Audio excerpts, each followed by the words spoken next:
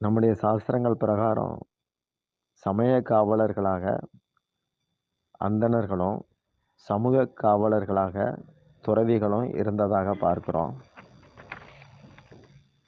தர்மத்தை ஒழுங்கா கடைப்பிடிச்சா ஞானம் உதயமாகும் அப்படிங்கிறது தெரியுது. கங்கா வந்து ஞான நதி, யமுனா பிரேம நதி. தர்மம் அப்படிங்கிற காளை மேல சிவபெருமான் அமர்ந்து இருக்கிறார். அவருடைய தலையில ஞான கங்கா இருக்கிறாங்க. தர்மத்தை பிரதிநிதிக்கிற காள மாட்டுடைய 4 பாதங்களாக வாய்மை, தவம், தயை, தூய்மை இதெல்லாம் இருக்குது. இந்த 4 பலத்துல 4 பாதங்களும் இதோடைய பலத்துல தான் தர்மம் வந்து நிமிர்ந்து நிற்கிறதாக சொல்றாங்க. சத்தியோகத்துல 4 கால்களும் நல்லா இருந்தது. திரேதாயுகத்துல 3 கால், துவாபர யுகத்துல 2 கால், கலிகாலத்துல ஒரே கால். இப்போ தர்மம் எழுந்திருக்க திண்டாடுது.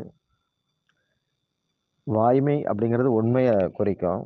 வாய்மையை வெல்லும்னு சொல்றோமே அது. சத்தியத்துடைய மறுபெயர். இறைவனும் சத்தியமும் வேற வேற அல்ல.